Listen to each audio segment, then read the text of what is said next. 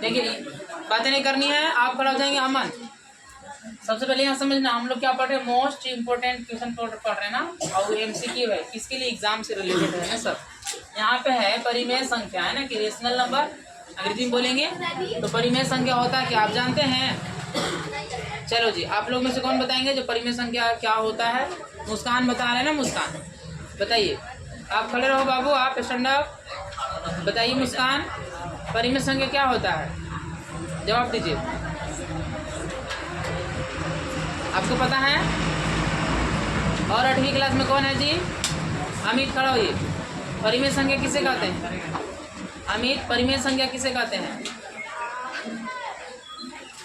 Gate सही कर लीजिए। अविनाश बताइए, परिमेय संख्या किसे कहते हैं? आज पढ़ क्या है जी? सब भुला गए जी, रिपोर्ट हो रहा है तुम लोग, ऐसे कहा तुम लोग बेइज्जती कर रहा है। दिखाओ फोटो। हाँ देखो, ये लड़का लोग जवाब नहीं दे पा रहे। परिमेय संख्या है ना,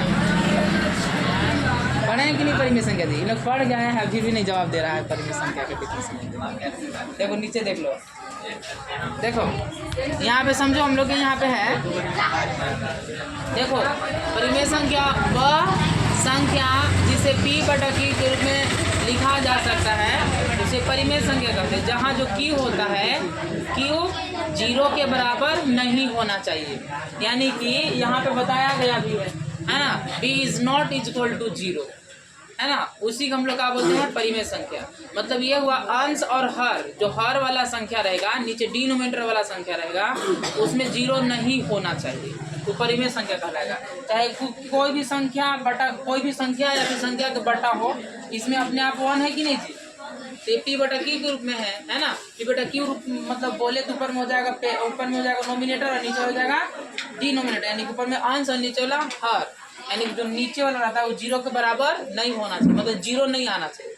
अगर 0 आ जाएगा तो वो परिमेय संख्या नहीं कहलाएगा ना। इसीलिए तो याद रखना कि वह संख्या जो p/q के रूप में लिखा जा सकता है, जहाँ q is not equal to 0, तो उसी को हम लोग क्या बोलते हैं, परिमेय संख्या बोलते हैं। तो यहाँ पे कहा ऑप्शन में ए में बी में दिया है ना, बटा में के रूप में है, जहाँ b is not equal to 0 है ना जी, इसका आंसर क्या होगा? इसका आंसर बी होगा। इसका आंसर कौन होगा? बी। बोल रहे हैं कि परिमेय संख्या किस रूप में लिखी जा सकती है? a/b यानी p/q के रूप में है ना, लिखा जा सकता है, जहाँ b is not equal to 0 बताया गया है। चलिए बैठिए आप लोग बैठिए। चलो अंकिता बताएंगे आगे का प्रश्न क्या है, बोलिए। परिमेय संख्याओं का योग इस समुच्च में आता है ना, मतलब ये बोल रहा है कि अगर हम परिमेय संख्या को जोड़ेंगे और जोड़ने के बाद हमें क्या प्राप्त होगा, क्या प्राप्त होगा? हमेशा पूर्णांक प्राप्त होगा, कि हमेशा प्राकृतिक संख्या प्राप्त होगा, कि हमेशा परिमेय संख्या प्राप्त होगा, कि कभी भी परिमेय नहीं प्राप्त होगा। जैसे अगर हम यहाँ पे, अभी तो हम लोग समझ चुके कि परिमेय संख्या होता क्या है ना। अब यहाँ पे जानेंगे कि अगर 2 परिमेय संख्या को जोड़ेंगे तो क्या प्राप्त होगा जी, है ना, कि अगर हम 2 परिमेय संख्या को जोड़ते हैं तो हमें क्या प्राप्त होगा। तो याद रखना कि अगर 2 परिमेय संख्याओं को जोड़ेंगे तो हमेशा परिमेय संख्या ही प्राप्त होता है ना। जैसे देखो, हमेशा परिमेय संख्या ही प्राप्त होगा, याद रखना। ऑप्शन कौन हो जाएगा? सी। जैसे अगर मान लेते हैं हम 6 और 2 जोड़ेंगे, कितना होगा? 8। इसके बटा में 1, इसके बटा में 1, इसके बटा में भी 1 आ गया। अगर हम जोड़ेंगे ऐसे, इस तरह जोड़ते हैं, और प्लस 2/2 जोड़ते हैं, इसमें कितना होगा जी? 6 + 2 यानी कि कितना होगा? 8/2 होगा ना जी, 8/2 होगा ना ये। तो ये देखो, हम परिमेय संख्या को जोड़े तो हमको क्या प्राप्त हुआ? परिमेय संख्या ही प्राप्त हुआ। याद रखना कि जब कोई परिमेय संख्या को जोड़ा जाए तो हमें परिमेय संख्या ही प्राप्त होगा। यस। तीसरा में है कि परिमेय संख्या का योगात्मक पहचान, यानी कि योगात्मक पहचान तत्व कौन सा है ना, एडिटिव आइडेंटिटी। तो यहाँ पे अगर हम कोई संख्या ले लेते हैं और उसमें हम क्या जोड़ेंगे कि हमको वही संख्या प्राप्त होगा। बोल रहा है परिमेय संख्या का योगात्मक पहचान तत्व कौन सा होगा। ठीक है, इसका मतलब ये हुआ, जैसे 5 संख्या हम जोड़ेंगे, 5 में हम कितना से जोड़ेंगे कि 5 ही आएगा? बताइए कितना से? 0। हम, आप अविनाश खड़ा होइए जी, हम कोई संख्या लेते हैं और उसमें हम कितना से जोड़ेंगे कि हमको वही संख्या आएगा। जैसे 6 ले ली, उसमें हम कितना जोड़ेंगे कि 6 ही आएगा। तो जो 0 संख्या आप जोड़ रहे हैं वही क्या कहलाएगा? योगात्मक पहचान कहलाता है ना परिमेय संख्या का। ठीक है, तो ऑप्शन क्या होगा इसमें? 0 होगा, मतलब ऑप्शन बी होगा आंसर 0।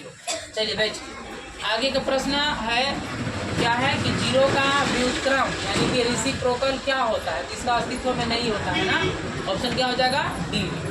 आगे है वर्ग और वर्गमूल। अभी जस्ट हम आपको पढ़ाया गया है ना, अभी जस्ट 2-3 दिन पीछे की क्लास में वर्ग और वर्गमूल के बारे में, घन और घनमूल के बारे में हम आपको पढ़ाए हैं, है ना। चलिए तो इसका जवाब आप देंगे, खड़ा होइए जी आप। ऋतु स्टैंड अप। क्या है इस प्रश्न है कि 12 का वर्ग कितना होगा जी, 12 का वर्ग कितना होगा, 1 से लेकर, हाँ सही जवाब 144। ठीक है आप बैठिए। आगे का प्रश्न का आंसर देने वाले हैं 169 का वर्गमूल क्या होगा। चलिए आप खड़ा हो जाएंगे। पायल, क्या प्रश्न है 169 का वर्गमूल क्या होगा, 169 का वर्गमूल क्या होगा बताइए। नहीं पता है, नहीं पता, इनको पता है हाथ खड़ा करेंगे। आप लोग से कोई से हाथ नहीं उठा, अच्छा आप लोग बैठ के ही बोलना है ना, कैसे कि पीछे वाला को नहीं दिखता। अनु बताएंगे क्या होगा, 13 होगा। ऑप्शन कौन होगा, सी, सही जवाब 13 होगा ना। चलिए आगे का प्रश्न है निम्न में से कौन सी पूर्ण वर्ग संख्या है।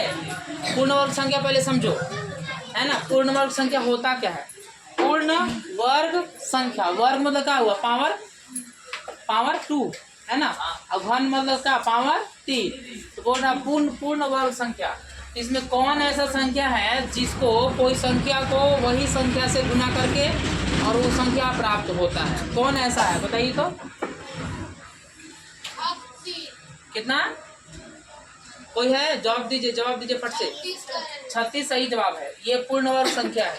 कैसे पूर्ण वर्ग संख्या हुआ, क्योंकि देखो भाई, अगर हम करते हैं 6 गुना 6 कितना होगा, 36, और 30 और 42 और 50 नहीं आता है। अगर आप जांच करना चाहें तो कर लीजिएगा, कोई भी संख्या को उसी से गुना करने से केवल 36 आने वाला है, ये 4 गो में जो दिया है ना, तो वही पूर्ण वर्ग संख्या कहलाता है। कि जब कोई संख्या को उसी संख्या से गुना करते हैं तो जो संख्या प्राप्त होगा उसको वर्ग बोलेंगे, वही वर्ग का कहलाएगा, पूर्ण वर्ग कहलाएगा। अब इसमें अगर हमसे पूछेगा कि जो 9 है, 9 क्या है जी, 9 भी पूर्ण वर्ग संख्या है, क्योंकि 3 तिहाई 9, 3 को 3 से गुना करके प्राप्त हुआ है ना। अगर मान लीजिए हमसे ये पूछा कि 52 पूर्ण वर्ग संख्या है, नहीं, लेकिन यहाँ पर अगर हमसे पूछ देगा 49 पूर्ण वर्ग संख्या है, यह 7×7 = 49। चलो आप लोग समझ गए पूर्ण वर्ग संख्या क्या होगा। एग्जाम में आएगा तो जवाब दे दीजिएगा। आगे ये देखो, ये किसका सिंबल है जी, इसका सिंबल किसका सिंबल है, घन का कि वर्गमूल का, सॉरी घनमूल का कि वर्गमूल का, वर्गमूल का ना। तो वर्गमूल यानी कि 49, जो 49 है, इस हम वर्गमूल सॉल्व करेंगे तो कितना मान आएगा जी, 7 से 49। तो इसका ऑप्शन कौन हो जाएगा, सी। चलिए ये हो गया हम लोग के नया चैप्टर, हम लोग